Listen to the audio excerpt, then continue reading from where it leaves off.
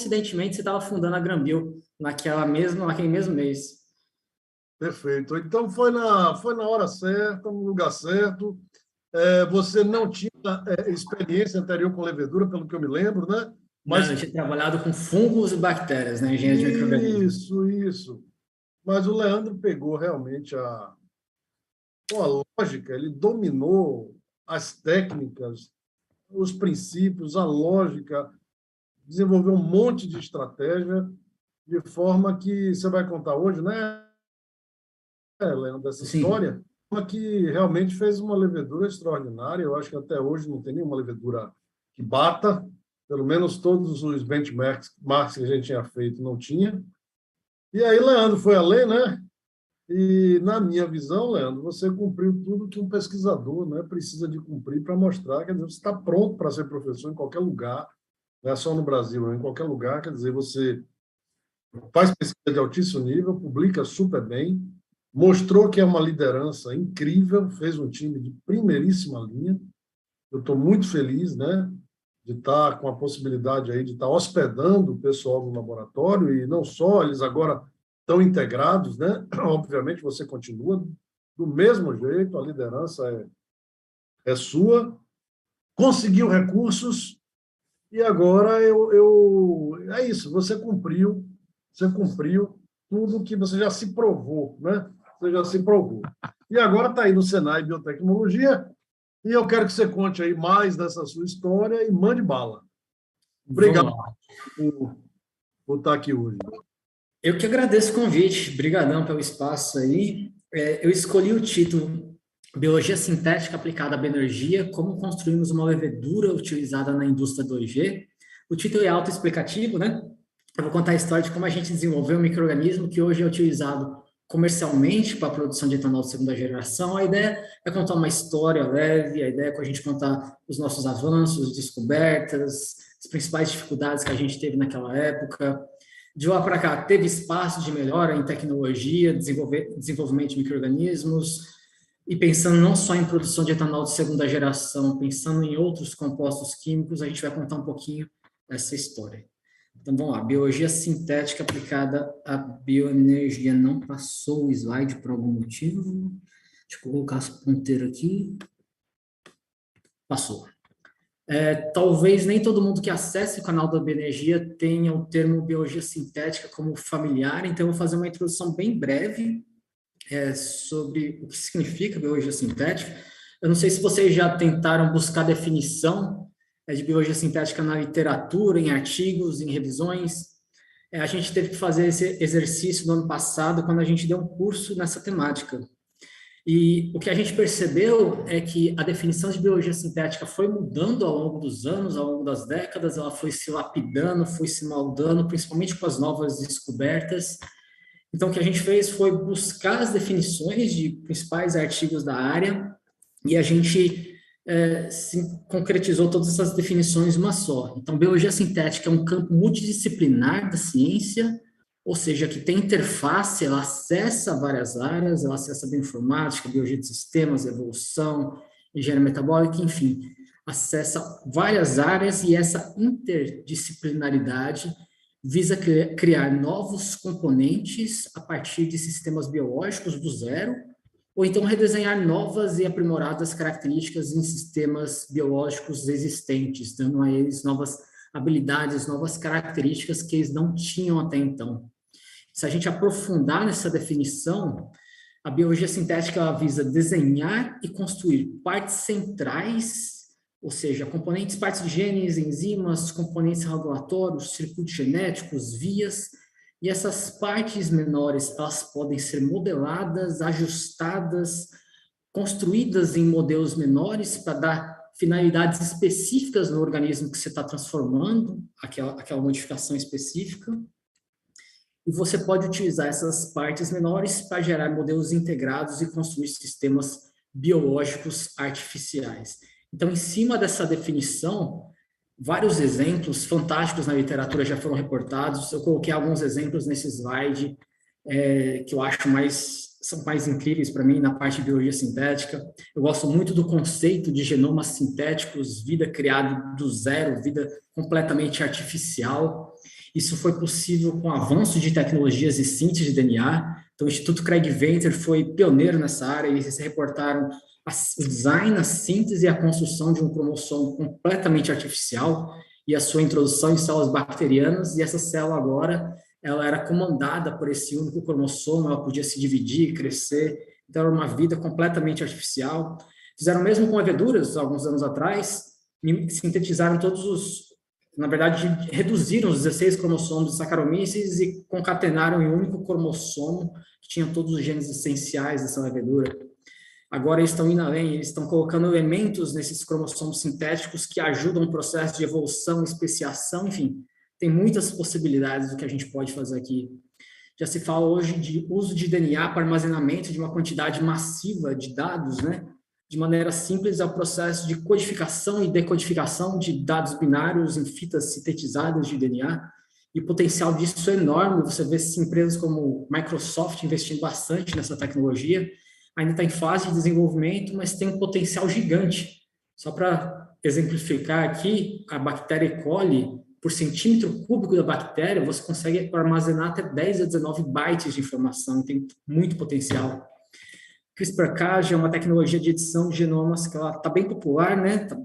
Você vê muitos artigos na mídia sobre isso, uma técnica que tem facilitado a nossa vida, a gente usa bastante ela para edição de genomas.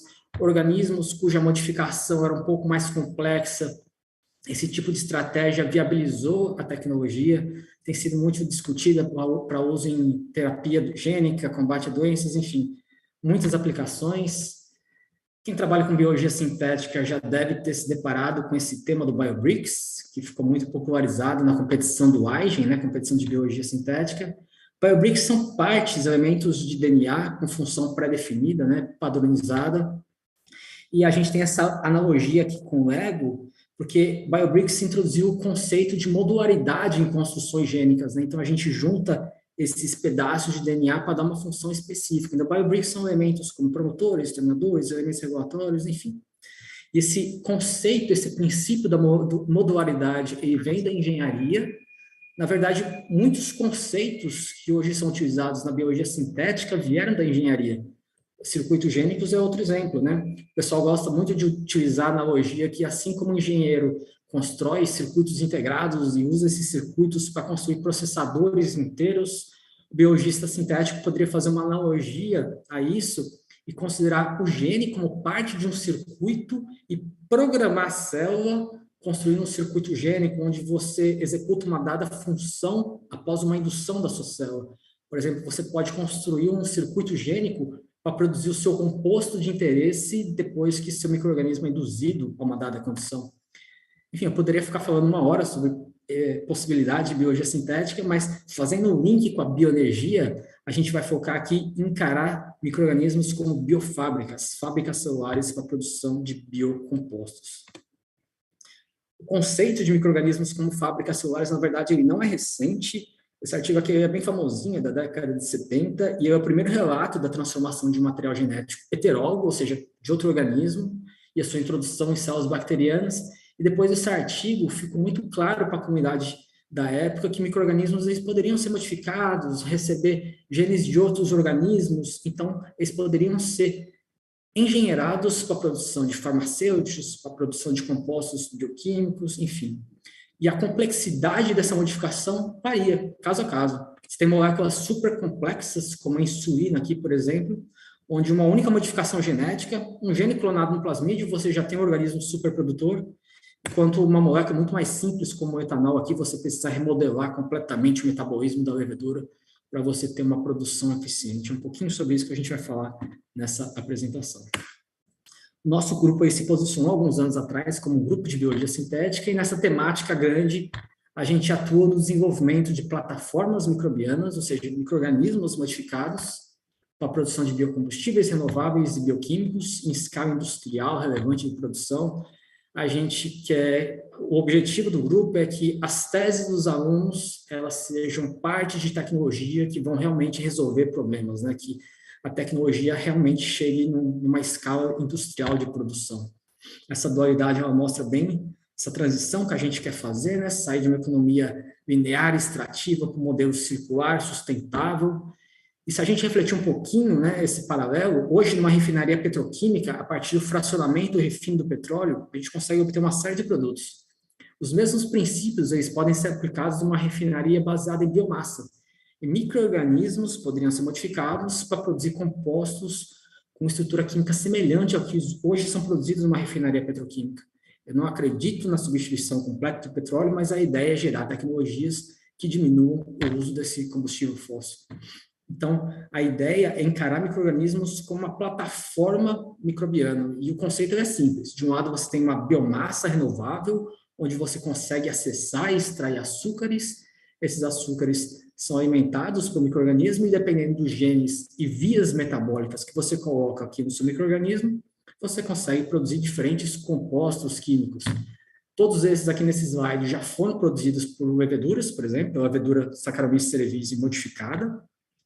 Alguns em maiores concentrações já atingiram escala comercial, outros em baixíssimas concentrações ainda, mas enfim, existe espaço de desenvolvimento de tecnologia. Depois dessa introdução aí de biologia sintética, esse link com bioenergia, aqui eu começo a contar a história de como a gente começou a remodelar o metabolismo da levedura para a produção de etanol. Leandro, desculpa, antes de você seguir em frente, você poderia voltar um slide só para olhar um pouquinho melhor? Eu acho que esses slides foi você que fez aí, né? Foi. Excelente. Te mando. Excelente. Não, excelente, excelente mesmo. É bom que o pessoal olhe isso com cuidado, né? Para ver o potencial que existe, né? Quer dizer, dá para a gente refazer a petroquímica, né? Muito bom, excelente. Manda bala. Esse é o objetivo.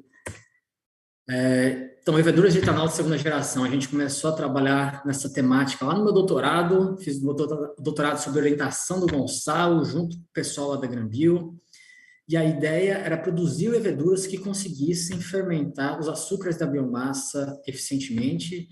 Eu não vou explicar a tecnologia de etanol de segunda geração, que eu acredito que todo mundo aqui no canal da Bioenergia conhece, né? O desafio da segunda geração é como a gente extrai os açúcares de uma estrutura rígida e compacta da parede celular vegetal. Então, você tem pré-tratamento, que desestrutura as fibras, você tem a hidrólise enzimática, que vai quebrar esses polissacarídeos e libera os açúcares fermentescíveis. E a partir daí que o nosso trabalho ele começou de fato. Então, a gente tinha uma série de desafios. Um deles é que esse açúcar aqui de 5 carbonos, a xilose, ele é produzido em abundância, né, depois da liberação dos açúcares da biomassa, e a levedura Saccharomyces cerevisiae não consegue assimilar esse açúcar. E outra limitação é que no processo produtivo tinha muito inibidor, né, muitas moléculas que afetam a performance fermentativa. Então, eu vou falar um pouquinho mais desses dois desafios no próximo slide, já com maior profundidade. Então, a gente tem aqui a nossa levedura, né, Saccharomyces cerevisiae aqui, a gente tem essas bolinhas aqui, são as cicatrizes de brotamento que ela tem quando ela se divide. Existem dois açúcares, né, na segunda geração, que é a xilose e a arabinose, principalmente a xilose está presente em grande quantidade, e para o processo ser economicamente viável, a gente tem que introduzir genes aqui dentro do micro-organismo que façam a conexão de xilose e arabinose até etanol. A dificuldade já começa desde o transporte e assimilação desse açúcar. As proteínas que ficam na membrana, né, na superfície da levedura, elas não conseguem assimilar esse açúcar com eficiência, e aí tem diferentes estratégias que a gente pode trabalhar. A gente pode trabalhar com a bioprospecção de transportadores mais eficientes, a gente pode trabalhar com a engenharia de transportadores, modificar proteínas pré-existentes. Depois da assimilação, a gente introduz os genes que fazem essa via metabólica, seja para produzir etanol, ou seja para produzir algum outro composto de interesse. Uma coisa que ficou bem clara lá na época do doutorado e nos anos subsequentes é que somente a introdução dos genes a gente não consegue um micro-organismo eficiente, né? Então, uma coisa que a gente tem olhado muito, eu vou comentar ao longo da apresentação, hoje a gente tem olhado o sensing da levedura, como a levedura reconhece a xilose no ambiente extracelular. A gente tem direcionado muito nossos esforços para esse lado. E também a gente vai mostrar ao longo da apresentação que a gente precisou descobrir novos alvos genéticos, novos metabolismos para produzir uma levedura super eficiente. Então, desse lado aqui, tem todos esses esforços que são necessários para a levedura fermentar bem esses açúcares. E do outro lado, no processo de produção, você tem uma vibração muito grande de vários inibidores, acético aí presente em grandes quantidades, eles afetam muito a depressão energética da célula. A gente tem HMF, furfural, que gastam poder redutor, compostos fenólicos, enfim. E todos esses compostos danificam o micro-organismo de diferentes maneiras, afetam a membrana, a parede celular, depressão energética, estresse oxidativo, acidificação do pH intracelular, enfim. Então, a gente teve que lançar mão de compreender melhor como esses inibidores afetam o micro-organismo e também buscar estratégias que a gente construa micro-organismos mais tolerantes. Então, basicamente, esses são todos os desafios que a gente precisa trabalhar para ter micro-organismos eficientes. O primeiro passo que a gente começou a fazer é sair de uma levedura super resistente, né? Então, a gente precisava escolher um chassi, um host, que ia receber as modificações genéticas, que já era muito tolerante. Então, quem trabalha com levedura, esse paper aqui é obrigatório, né? O professor Basso aí relata como funciona o processo de reciclo celular, por que nossas leveduras industriais brasileiras elas são tão resistentes a altas concentrações de etanol, alta temperatura, estresse osmótico, acidez. E ele relata leveduras como pedra, cátia, CA, entre outras, que são muito tolerantes, né? Então, o que a gente fez foi escolher leveduras industriais brasileiras que já eram muito tolerantes e escolher outras leveduras também de processos industriais diversos, né? Por exemplo, tem aqui a Red Ethanol, que é muito utilizada em produção de etanol na Europa, e a gente comparou essas leveduras frente a diferentes inibidores. Aqui, por exemplo, ácido acético, né?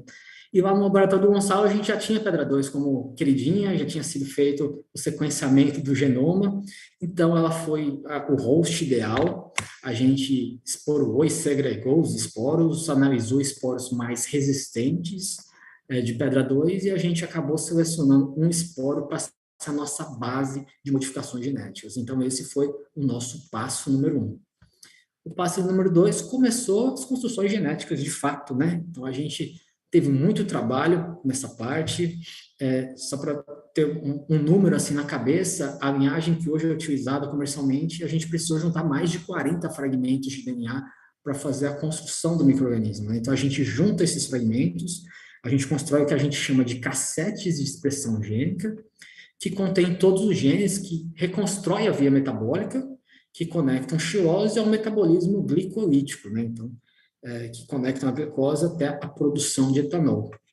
Eu não vou ficar entrando em detalhes de modificações genéticas que a gente fez, vias metabólicas, porque foram muitas, no final das contas. Quem trabalha com essa via sabe que tem 2 vias principais, né, isomerase, oxidativa, cada uma tem suas vantagens e desvantagens, mas a gente testou, na verdade, centenas de possibilidades. Entre as construídas e evoluídas, foram centenas de possibilidades. A gente não sabia qual que era o caminho correto e a gente foi testando basicamente tudo que era possível.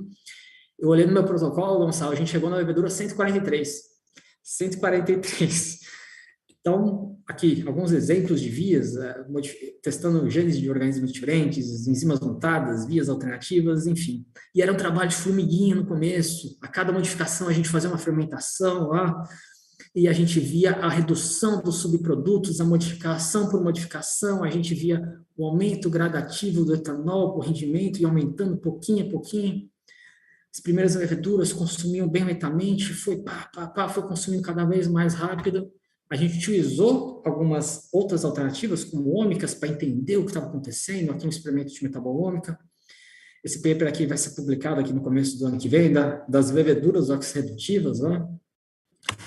No final das contas, a gente percebeu aqui no passo 3, já mudei, que só a engenharia metabólica, só a parte racional não era suficiente. Ela é importante, essencial, mas não era suficiente. Então, foi quando a gente introduziu experimentos de evolução adaptativa que a gente teve saltos gigantes de produção. Nosso experimento de evolução é relativamente simples, você submete pressões seletivas de xilose em altas concentrações, e é fantástico o resultado como funciona, porque você parte de um micro-organismo que tem todos os genes lá, é para funcionar, mas não funciona, mal consome. Em pouco tempo, a gente já tinha um destravamento do metabolismo, ela consome rapidamente, e a evolução acontecia em 3 semanas, era um processo super rápido. E na época a gente, aconteceu em 3 semanas, pô, a gente é bom pra caramba, a gente é super sortudo, deu certo. Depois que a gente foi entender por que foi tão rápido, eu vou explicar mais para frente por que a evolução ela aconteceu tão rapidamente. Mas o processo de seleção, de evolução, acontece quando você submete pressões seletivas no micro-organismo, mutações acontecem o tempo inteiro.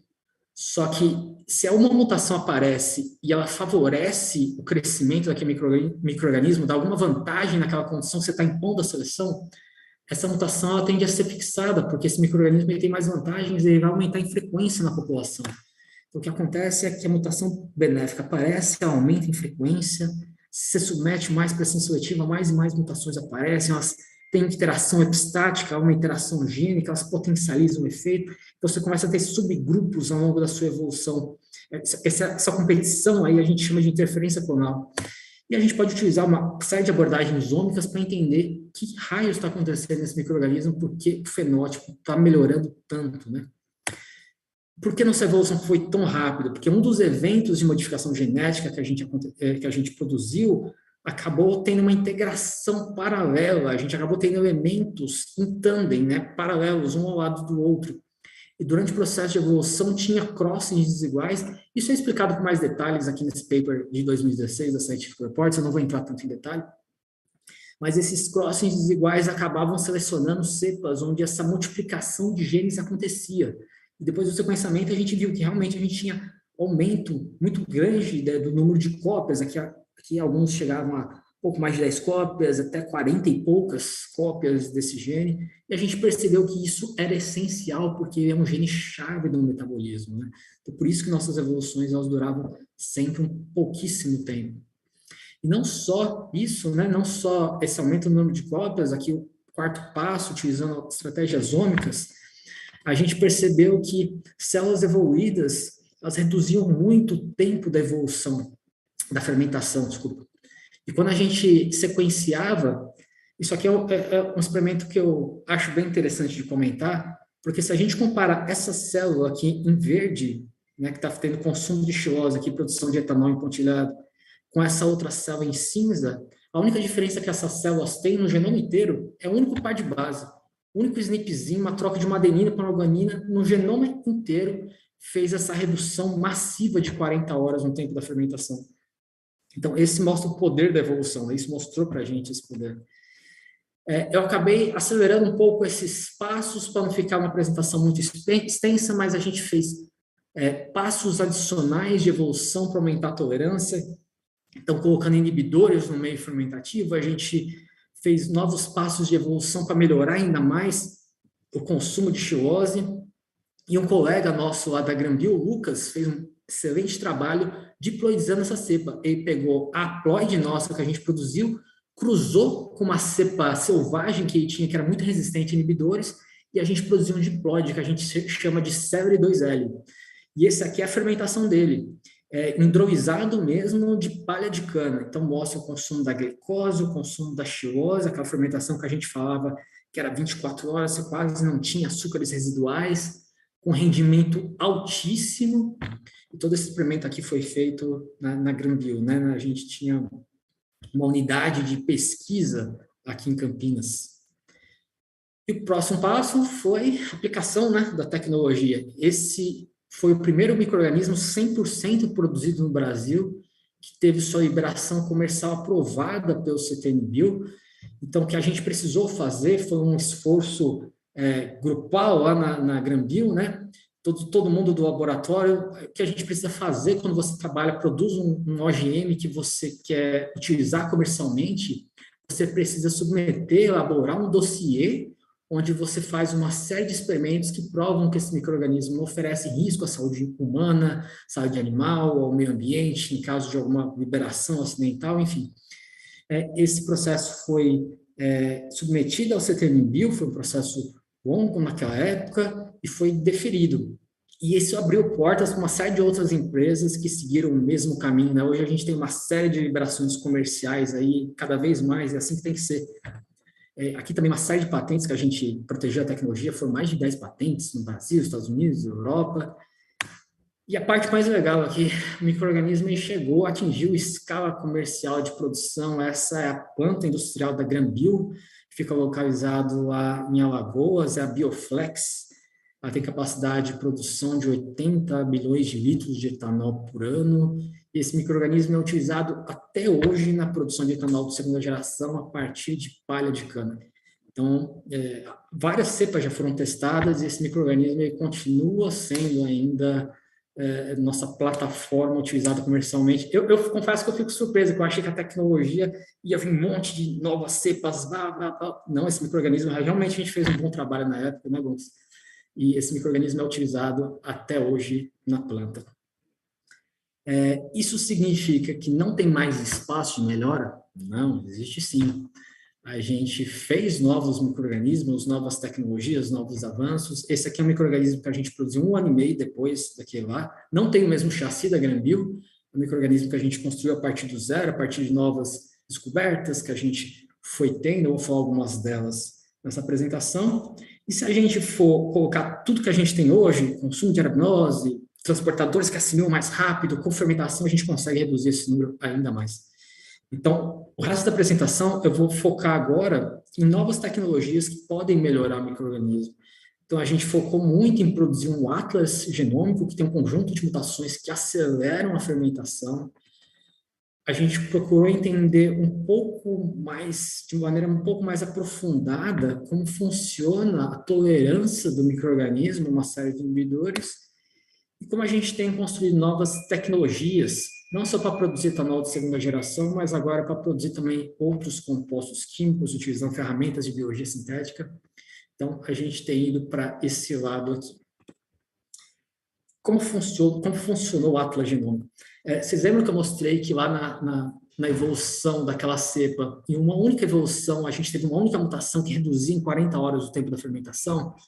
Então, a gente pensou, e se a gente recriasse esse experimento, mas agora fazendo em larga escala dezenas de evoluções em paralelo, será que eu teria múltiplas soluções evolutivas diferentes? Será que eu conseguiria um conjunto de mutações que eu poderia utilizar para construir cepas que fermentem a xilose cada vez mais rápido?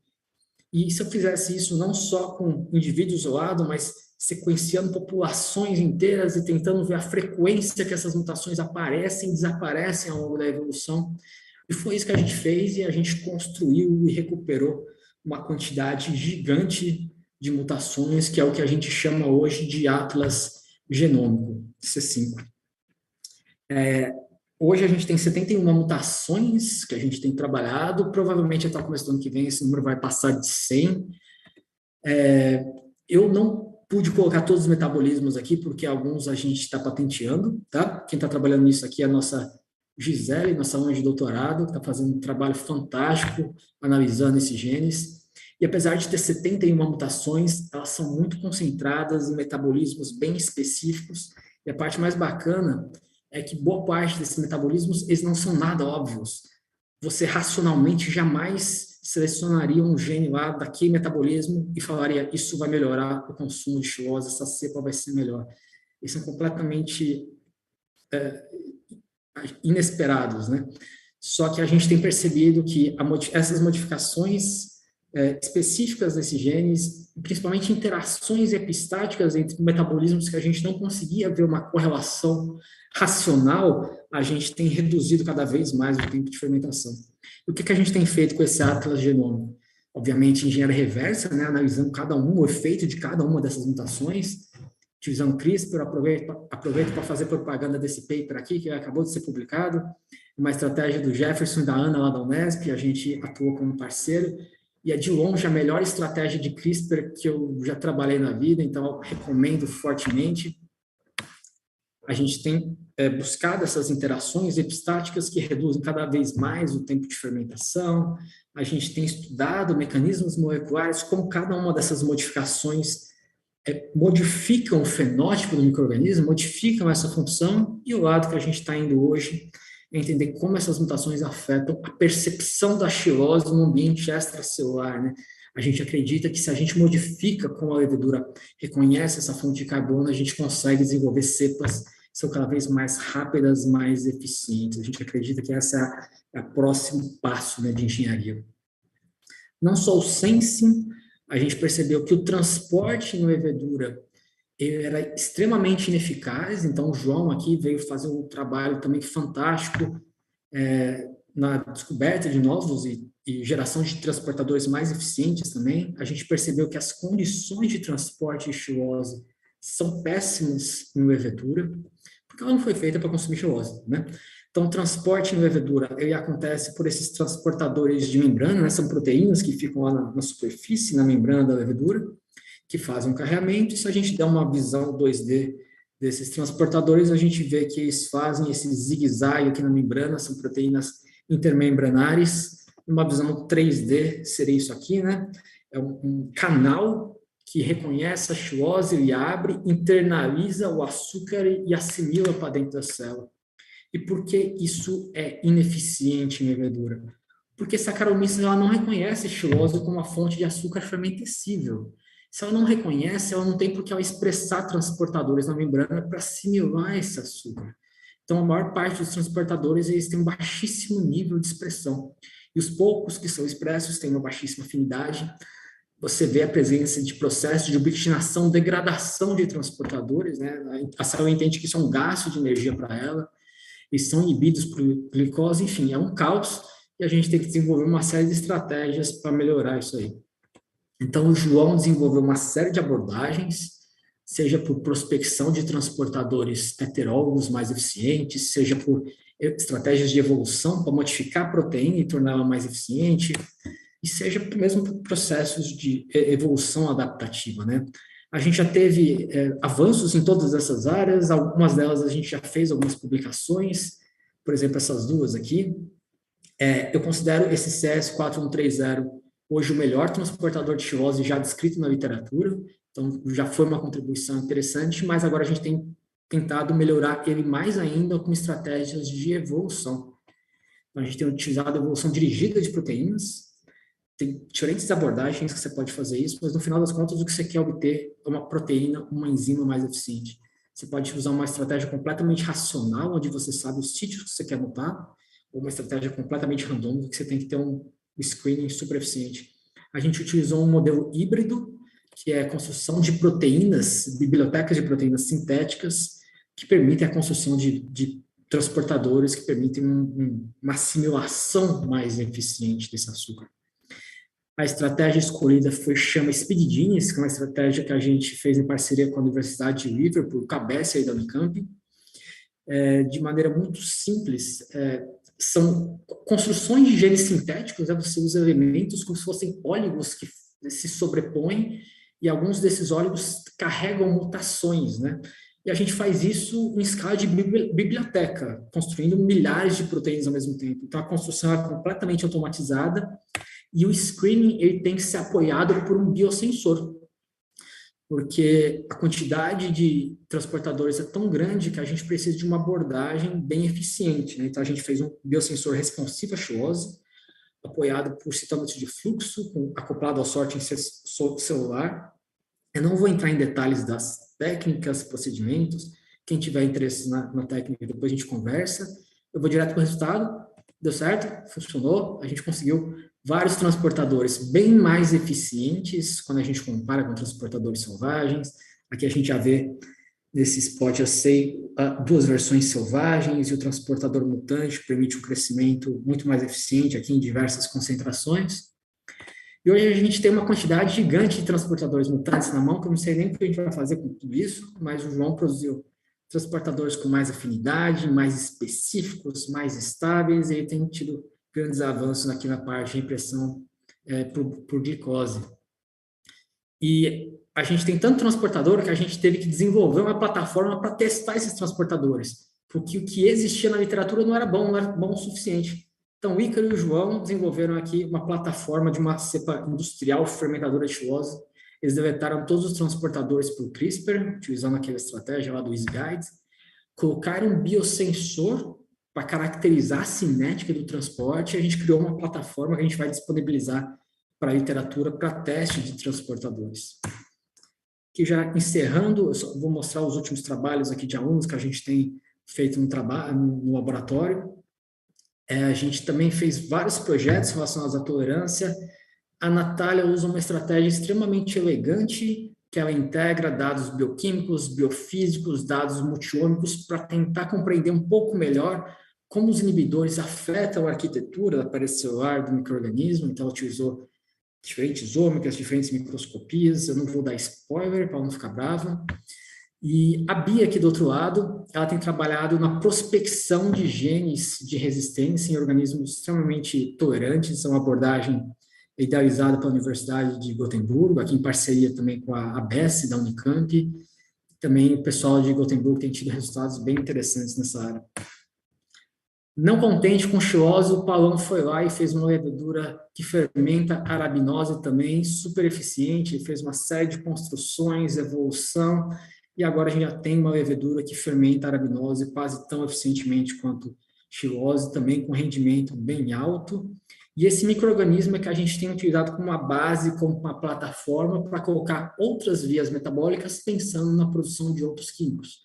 Então agora a gente foi além do etanol de segunda geração, pensando em conversão da biomassa. Ícaro, Davi, Lara também, tem modificado micro-organismos para a produção de ácido lático, para a produção de ácido málico, para a produção de glicolato, para a produção de monoetileno glicol. Esses são alguns dos químicos que a gente tem modificado no laboratório, construído micro-organismos para a produção desses compostos específicos.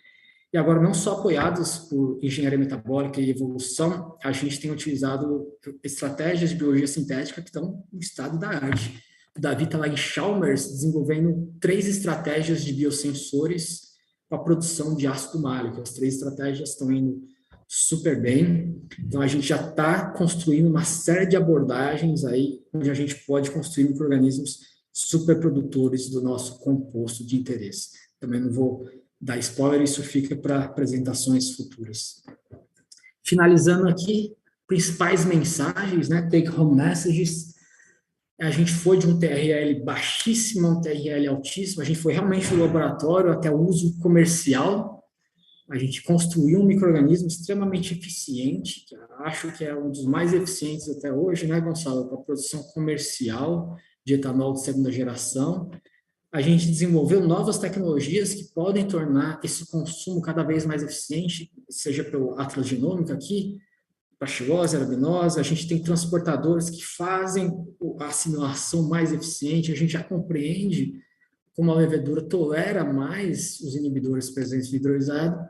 E além de modificar vias primárias, vias secundárias, a gente tem modificado agora o signaloma, como a célula reconhece a xilose. A gente realmente acredita que esse é o próximo fase de engenharia. E com base nessa plataforma que a gente criou, que converte os açúcares da biomassa de maneira eficiente, a gente tem modificado o metabolismo agora para produzir compostos de maior valor agregado. Eu mostrei alguns aqui, eu já tenho olhado outros de maior valor agregado, que fica aí para próximas oportunidades. Queria agradecer esse timão aqui de alunos que a gente tem muito orgulho deles.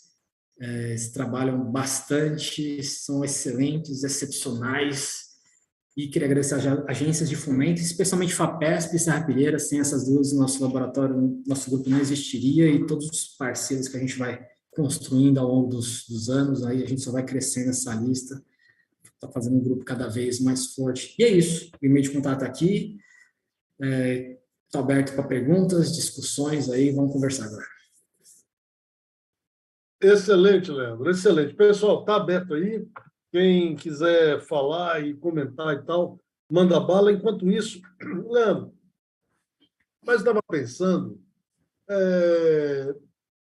esses transportadores aí de xilose, uma tentativa que eu acho que valeria a pena era simplesmente pegar todos eles, né, fazer uma biblioteca, como se fazia antigamente, né?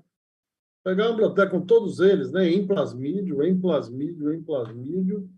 e fazer uma transformação, por exemplo, em uma célula mesmo, e simplesmente selecionar para aquela que eventualmente crescesse mais rápido em xilose, né? Que eventualmente crescesse mais rápido em xilose. Porque eu estava pensando aqui, sabe? Como você mesmo falou, tem muita coisa que a gente simplesmente não sabe. E eventualmente, a adição de transportadores mais específicos da xilose, aqueles transportadores normais, eventualmente pudesse trazer, né, uma vantagem para a célula, do ponto de vista de consumir mais rapidamente, sem a gente necessariamente remover os transportadores já existentes. Quer dizer, seria realmente uma adição, um aumento de performance e eficiência. Eu acho que valeria a pena, sabe? E aí é uma tentativa que você deixa a natureza agir, né? Uma evolução, tem uma chance. E aí ainda tem a possibilidade de você ter, eventualmente, dois transportadores, né, dentro de uma célula fazendo alguma coisa, ou seja, deixar realmente uma tentativa, porque, como você falou, é um grupo muito grande de potenciais transportadores e eu acho que vale a pena realmente testá-lo já num ambiente, numa condição o mais próximo possível da situação industrial. Só, logicamente, nada disso retira o mérito, ou eventualmente até mesmo a necessidade de olhar um a um o que é que faz e tal, papá, no detalhe, mas, ao mesmo tempo, uma estratégia, né? Essa é a ideia, essa é a ideia. A gente, no próximo ano, vai funilar, a gente já tem um conjunto de mutações que a gente já tem combinado, e a ideia é colocar numa levedura industrial a partir do ano que vem. Tá escutando, João? Você deve estar aí em algum lugar. A ideia é a gente já fazer esse teste já no começo do ano que vem. E, Gonçalo, se tudo der certo, a levedura ela vai conseguir, com esse transportador, não só assimilar mais rapidamente, mas a gente vai clonar um transportador específico, que só assimila xilose e ele não é inibido pela presença de glicose, como acontece com os transportadores tradicionais. Então, você tem a possibilidade de ter o co-consumo. Alguns transportadores assimilando glicose e alguns assimilando xilose ao mesmo tempo. Essa é a ideia. Perfeito, Vai testar isso no próximo perfeito, é semestre. isso aí. Foi isso também que me ocorreu. Em relação a background, Leandro, você tem encontrado backgrounds melhores do que a pedra para fazer esse trabalho? Você favorece um outro background ou a pedra continua... Opa, tem alguém que caiu. A pedra tem um bom trabalho, a pedra ela tem a função dela, mas hoje a gente já vê na literatura alguns trabalhos que mostram uma tolerância maior. Por exemplo, a SA ela se amostra muito resistente a furanos, né? Tem alguns trabalhos do seu laboratório, do Thiago Basso também, que tem ido para esse lado. Eu gosto da pedra, eu acho que a evolução também ela preenche um espaço que outros backgrounds poderiam surgir. E uma coisa que a gente fez, Gonçalo, nessa nova geração de micro-organismos que a gente desenvolveu, foi esporular massivamente pedra 2, escolher esporos mais resistentes, cruzar e retrocruzar, esporular de novo, e a gente achou um esporo muito mais resistente do que a pedra 2 inicial. Eu acho que eu tenho um slide backup aqui, eu ainda estou transmitindo? Estou, né? Tá transmitindo. Tá, papá, deixa eu passar, para slide backup. Não. Esse aqui, ó, a gente tem um esporo, isso aqui é um esporo haploide, tá? Uma concentração altíssima de glicose de ácido acético. Você vê que o esporo ele já é mais resistente que a própria diploide pedra 2 aqui. Então, ok, existem backgrounds que podem ter um pouquinho mais de tolerância em relação à pedra, mas a partir da própria pedra, a gente consegue desenvolver, combinar, né, esporos por segregação e cruzamento que deixam esse chassi mais resistente do que a pedra 2 diploide original. Então, é uma outra abordagem que eu gosto bastante. Não, sem dúvida, eu também. Eu acho que isso é o caminho, mas... Pô, sensacional, sensacional. O trabalho está indo muito bem, o time aí é brilhante. Tem que continuar, é isso aí, tem que continuar aí nessa linha. E em relação aos bioquímicos, o que é que você acredita que tem maior potencial? Perfeito. Hoje a gente tem trabalhado, eu acho que a gente vai chegar em um resultado mais rápido com ácido lático. Outros bioquímicos, eu acho que a gente vai atingir valores um pouco menores, vai ser um pouco mais desafiador, principalmente se tratando de hidrolisado, biomassa, mas tem espaço de desenvolvimento de tecnologia, né? Se o problema tivesse resolvido, a gente não tinha trabalho para fazer, né? Mas eu acredito que o lático vai ser algo que a gente atinge mais rapidamente a partir de açúcares da biomassa. Já existem linhagens comerciais que produzem lático a partir de de glicose que é extraída de batata, por exemplo, né? Mas a partir de biomassa, se eu não estou enganado, não existe nenhum processo ou linhagem comercial até hoje, pelo menos de tudo que eu Quer tenho. dizer, eu acho que é a Cargill, né? Tem uma. A Cargill tem uma, e é uma levedura, eles começaram com bactéria, agora eles trocaram para uma levedura, mas é a partir de C6. Eles têm trabalhado no desenvolvimento de C5, mas até onde a gente sabe, nada atingiu escala comercial a partir Entendi. de biomassa. Então, Perfeito. esses são os químicos iniciais. A gente tem olhado, Gonçalo, para outros compostos de valor agregado bem mais alto, que a gente acha que vai ser poucos gramas litro de produção, mas o valor é tão alto que acaba compensando o processo, né? Mas eu ainda não vou dar spoiler de quais a gente tem olhado. Ótimo, excelente, excelente, Léo. Muito bom mesmo. É o caminho. Perfeito. É bom mesmo que você, como é que se diz, se apaixonou, né, pela levedura e isso faz toda a diferença. E tem novidades boas vindo aí para o ano que vem. A gente vai ter uns trabalhos Ah, de levedura bem interessantes. ótimo, excelente, excelente, excelente mesmo. Pessoal, alguém tem algum comentário? Bom, Leandro, queria te agradecer muito. Eu acompanhei, obviamente, de perto todo esse trabalho e eu posso tranquilamente falar, né, que foi incrível, brilhante. E como você disse, né, esse trabalho é um dos que mais me deixa assim, porra, felizes, sabe? Porque é isso, começou do nada, a gente mostra, né? Primeiro começa com ciência. Investe muito em ciência, não tem como fazer tecnologia sem ciência. Você vê a quantidade de ciência que foi feita em leveduras antes de, né, de chegar. Eu acho que eu já comentei com você algumas vezes, provavelmente, mas eu fiquei muito impressionado quando o Juan, um belo dia, me liga e fala, Gonçalo, aquele paper sobre o genoma da pedra 2 foi considerado um dos, acho que 78, uma coisa assim, artigos seminais de levedura. Imagina, na história da levedura, sendo que, como vocês todos bem sabem, né, pouquíssimo trabalho de levedura é feito com etanol combustível. O pessoal estuda tudo em levedura e eu acho que nossos grupos são os que realmente estudam mais o uso da levedura pelo que a natureza fez a levedura fazer, né? Então, eu fico extremamente mesmo de ver o caminho completo. E, além disso, né, você vê agora você aí com esse grupo muito forte, a gente lá no laboratório com grupos também que agora estão trabalhando de forma mais alinhada, os meninos aí, Osmar Gleidson, com uma empresa dedicada ao desenvolvimento de levedura para a indústria aí. E o céu é o limite, o céu é o limite. Leandro, sensacional. Sensacional mesmo, muito obrigado. Tá frio por aí, não? São Paulo está sempre frio e chovendo. Eu estou saindo agora aqui da Bahia, tá chovendo, mas não tá frio, não. Mas muito obrigado, bicho, muito obrigado. Pessoal, muito Eu que obrigado, agradeço. todo mundo. Muito obrigado mesmo. Eu já estou chamando o Leandro para fazer esse seminário, já deve ter mais de um ano. Te enrolei, né, cara? Mas aí, Finalmente, finalmente deu certo, foi brilhante. E é muito bom que fica registrado, né? Fica registrado. E seguramente é uma fonte muito importante para alunos, em particular, que querem entender